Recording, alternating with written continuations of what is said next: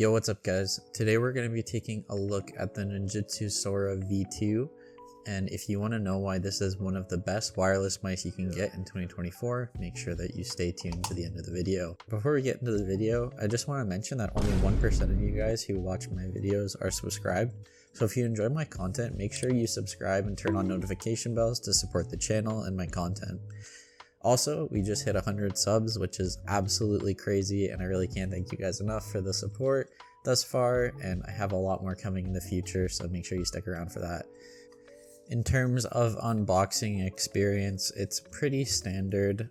We take it out of the cardboard sleeve, and upon opening it up, we are presented with the mouse inside of a dust sleeve.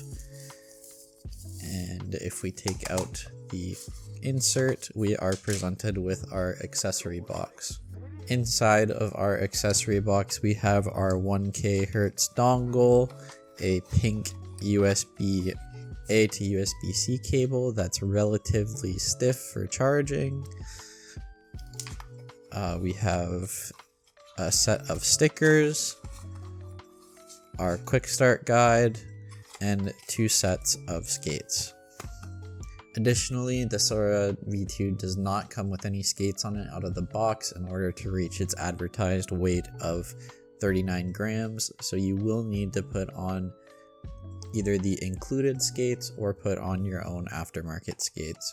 The Sora V2 comes in at $99.99 American, and the cost to performance value is very worthwhile in my opinion on this. Compared to some other options on the market. It comes in 3 colors, black, white, and pink, which is the unit that I have here. The pink is a really nice color if you're looking for something that is a little bit different, but you can never go wrong with the flagship black and white monochrome colors either. My unit comes in at 40 grams, but this is also with some obsidian air skates and some grips on it as well, so without those it would come to the listed 39 grams for sure. Additionally, there's no firmware or software you have to download onto your computer. It's just a web app, and you can update your firmware there and change other settings around as well. Under the hood, we have yet another PA 3395 sensor, Omron opticals on the main clicks, and a TTC encoder. The build quality and QC of the Sora V2 has been excellent. The mouse itself is constructed of polycarbonate, which if you're familiar with custom keyboards at all, you'll be familiar with the material, but if you aren't, in short, it's a very strong thermoplastic with similar properties to acrylic, but it's much stronger than acrylic, so you don't have to worry about it cracking or breaking. And when you hold it in your hand, you can definitely tell that it's made of a different material compared to your typical ABS plastic mouse, but I don't think that that's a negative in any way. It's very smooth to the touch, but it's very grippy as well, and especially once your hands warm up after using it for a bit, the grip just feels really good. You definitely do not need grips on this mouse, but I have some on here currently. But that is just because I wanted to try out the X-Ray Pad Cicada grips. You definitely do not need them on this mouse though.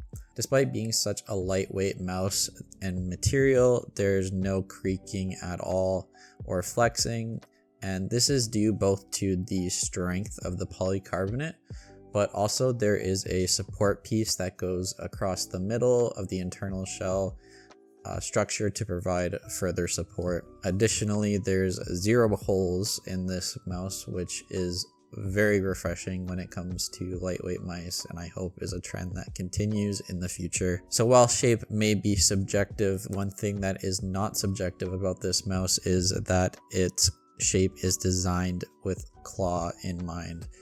The butt is angled perfectly for aggressive or relaxed claw, and the sides have a very nice curve on them, which allows for a lot of flexibility when it comes to your finger positions of your thumb, ring, and pinky fingers. Compared to the X2 V2 and even the OP1 8K, looking at ELO shapes, it doesn't appear as sloped on the sides, but looking at the mouse from the bottom up, you can definitely see how intense that contouring is. But despite all that, it doesn't feel awkward, and it's very comfortable and very flexible as well. In terms of grip style, as I mentioned, this mouse is really designed with claw grip in mind, but you could still probably get away with palming it depending on your hand size, but it's not necessarily the safest shape when it comes to palm. I play mainly fingertip, and it feels really great playing fingertip as well, but I feel like you can get away with fingertipping most things as long as it is not too big. I don't really have a lot to talk about with these stock skates. They are just a dyed skate. They would be passable performance, but given that they aren't 100% PTFE, I would really recommend putting on a pair of aftermarket skates or dots as soon as possible. The Omron opticals feel really good. They are very light and snappy and have no problem with spamming them at all. There's very minimal pre-travel to the actuation of the switch, so that feels very solid as well. One thing that I will say though is if you play an aggressive claw style or any type of grip style where you are clicking more towards the front of the mouse instead of the middle or the back, it feels much more mushy towards the front.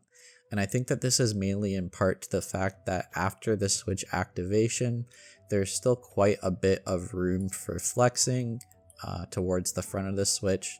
So that's definitely something to keep in mind and be aware of if you position your fingers towards the front of the mouse. The side clicks feel really great as well. There's almost no pre-travel, so zero complaints from me there, as that's one of the main things I look at when it comes to side clicks on a mouse. The scroll wheel is very light, not as tactile as I typically would prefer, but it still feels great, and the rubberized texture on it feels really good as well. Now to talk about my biggest complaint with this mouse, and that is the pulling rate.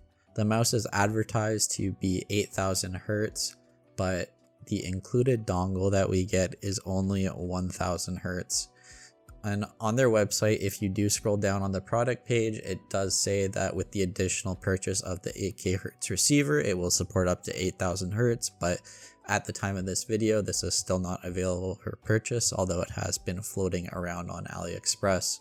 But it would have been nice for them to at least include a 4K Hertz dongle, since they already have the Sora 4K. But for now, all we can do is wait and be patient. With that being said, the 1K performance on this mouse has been great, but one thing that is definitely concerning to me about it is the battery life.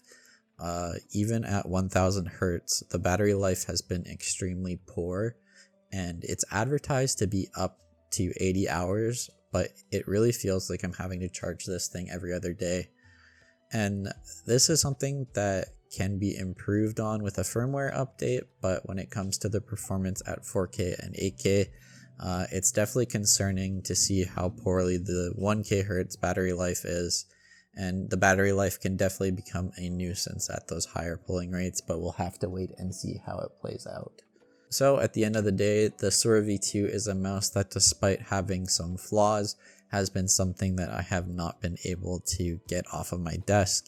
Even at only 1K Hertz, it can trade blows with the higher pulling rate options on the market.